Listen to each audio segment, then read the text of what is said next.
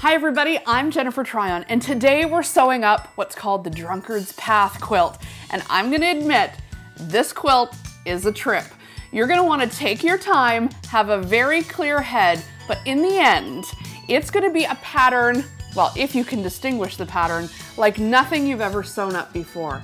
And we're gonna make it nice and easy to cut all of these curves using the Gemini Build-A-Block Drunkards Path kit.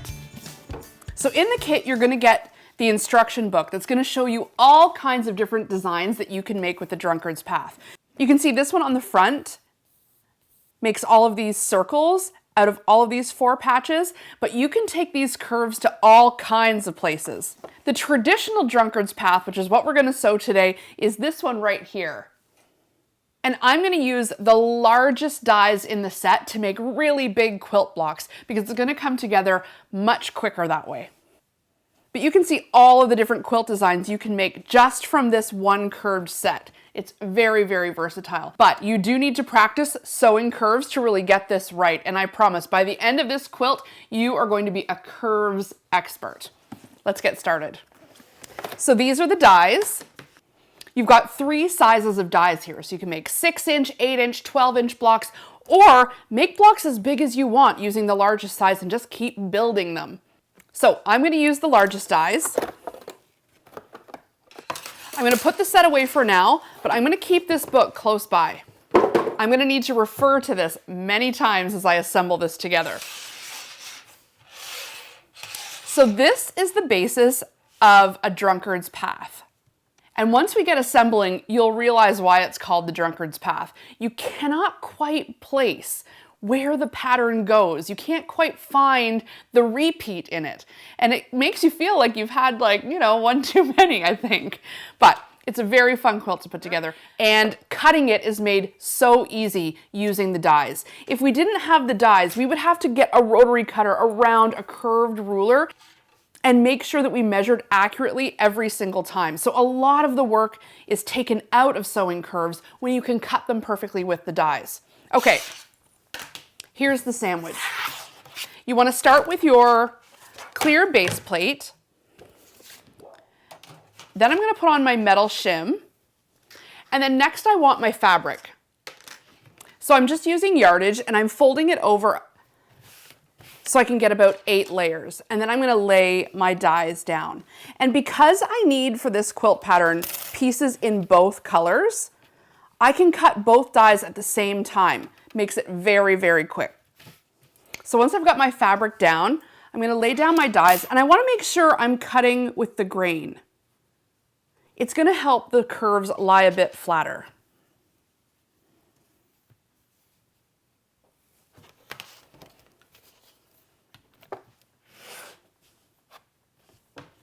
And I'm just going to run it through the Gemini.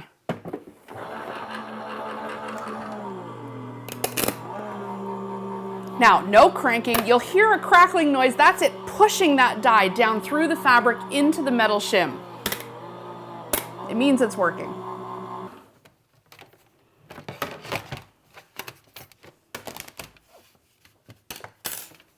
And there we have it. Look at this. 8 layers, just like that. It would have taken so much longer if I had to rotary cut that kind of precision on a curve, especially if you're new to quilting. That's not the kind of thing that's easily achieved. So I love how easy the dies make getting perfect curves. Okay, let's cut it out of the white. I'm going to flip my metal shim. It just helps it wear a bit better. And don't worry if it starts to get marks and stuff in it, it's still going to work. That's the sign of a well-worn shim.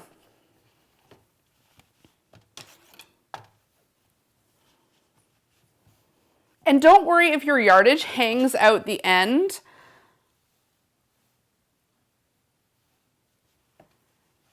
I'm making better use of the fabric on this one. Be sure to do that at home too.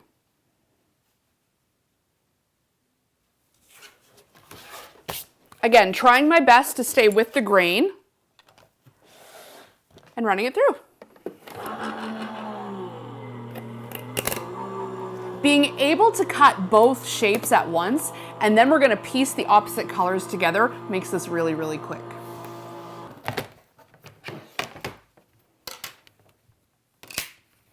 another 8, and another 8. So we've gotten 32 shapes in the last, what, 2 minutes? Less than that. So easy. Okay, let's start pinning these together. Now, I think you should use lots of pins for curves, especially if you're new. I've seen many people on YouTube and teachers say, oh no, you don't have to pin, it'll just sort of fall together. I have not found that these fall together. However, I will give you the tips that have worked for me. So, what I like to do is fold both sides, just finger press both pieces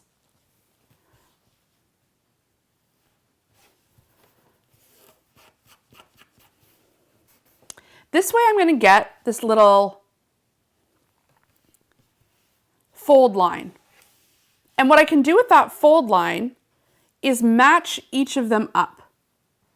That way I know exactly where the center is. And then that's where I'm going to put my first pin.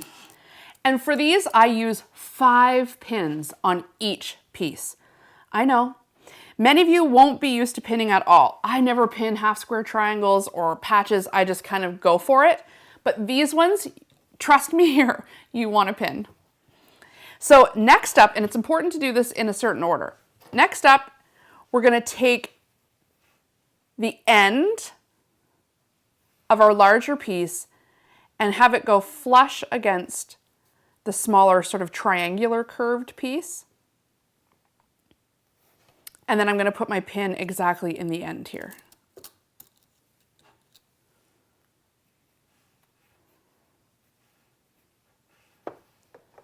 And now these are not going to lie flush. It's not flat at all. In fact, it ends up being like a big wave.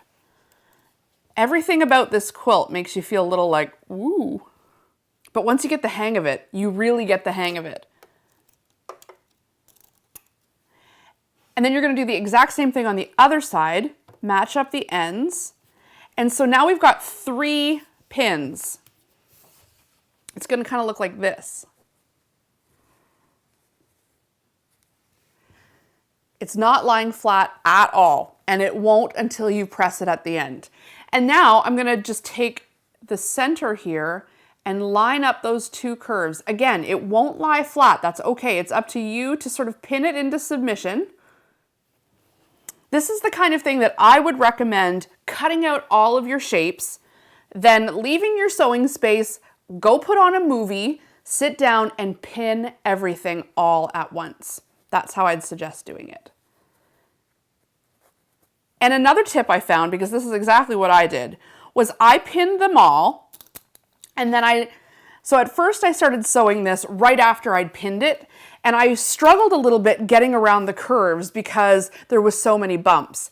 However, once I switched to the method where I pinned everything, and then I actually left the pinned pieces overnight, by the morning when I started sewing the next day, I found that the fabric had relaxed a lot. It's like the gravity sort of settled in, pulling the fabric down, pulling the pins in place, and I found once they had set for a little while, they were much easier to sew. It's not exactly hardcore science, but that did work for me. So if you need a couple extra pins, go ahead and put them in. And then you're going to end up with a very wonky shape like this.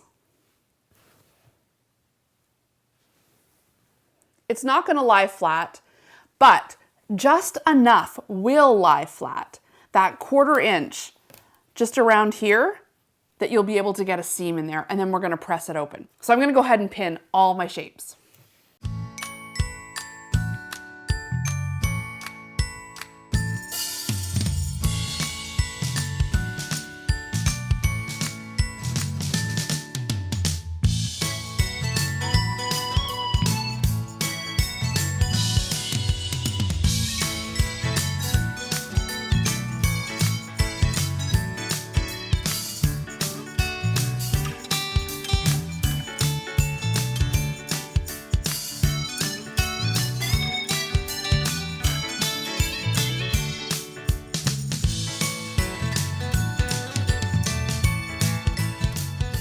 Okay, so I've got lots of these pinned now, and you can see they all look the same, misshapen and seemingly impossible to sew. But trust me, it's gonna work out. So I'm using the Gemini stitch and I've put on a 1/4 inch foot. That's just gonna allow me to have a little more accuracy, especially when it comes to that corner. I really wanna make sure I stay a 1/4 inch all the way around. So just get on in here. Line up your first corner like you would as though it was a completely flat seam. Press your foot down and take it slow. You're gonna pull the pins out as you go, but don't try to do a straightaway and speed right through. Sew slowly at first, stopping and starting, just to make sure that you're really taking the curve. Don't run over your pins. And if you have to finger press down some of those waves, go ahead and do that. Just try not to sew over any creases or you'll end up with like a little pleat in your curve. You don't want that.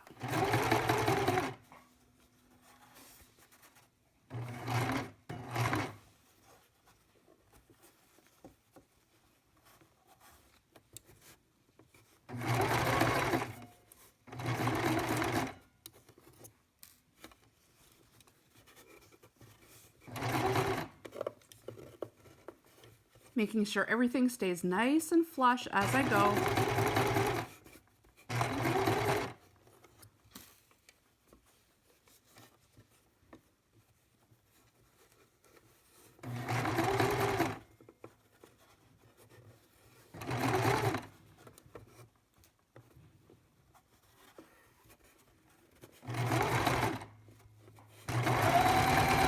And I'm just going to chain sew these one after the next.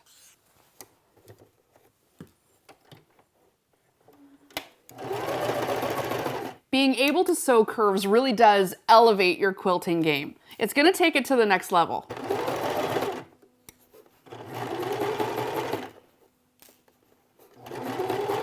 And don't be afraid to adjust along the way. Things slip, but you can see with your eye if it needs pushing over. Even once you've already started sewing, you might have to shimmy up the top fabric a little bit.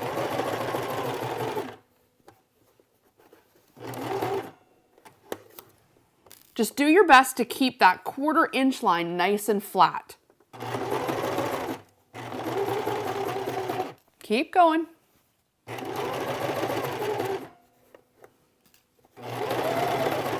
See how that 1/4 inch prevents the fabric from escaping? Giving you that nice seam allowance, perfect seam allowance every time.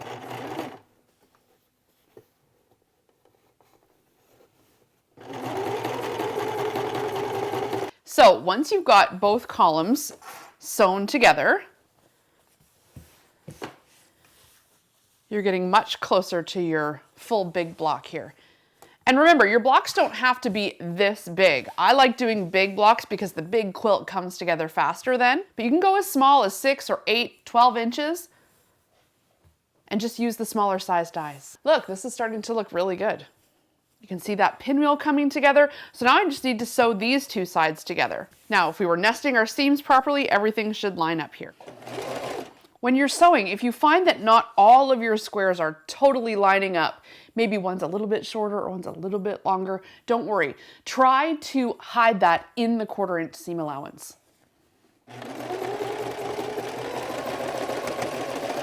This is exciting. Let's take a look.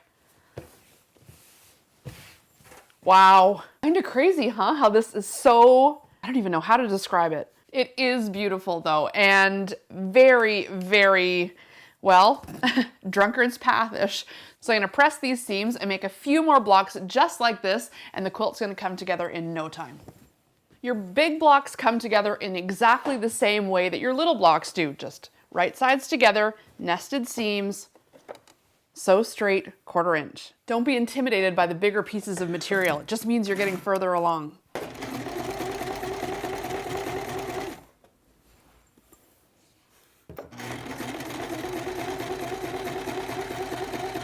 And another big set of 2.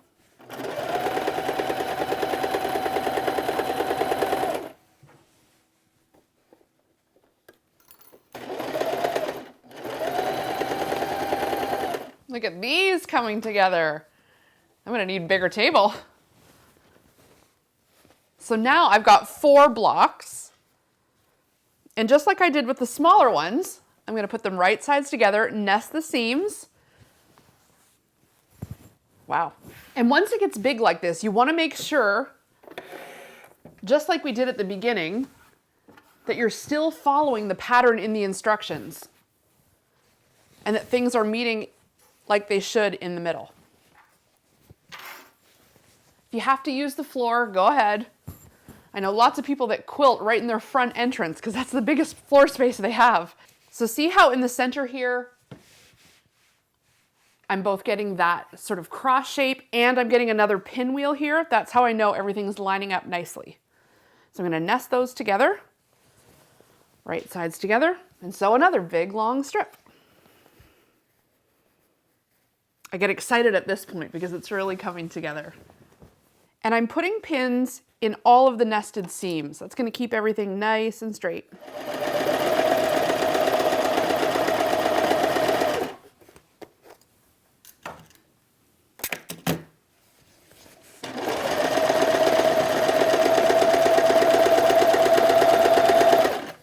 All right, let's get a look. Wow.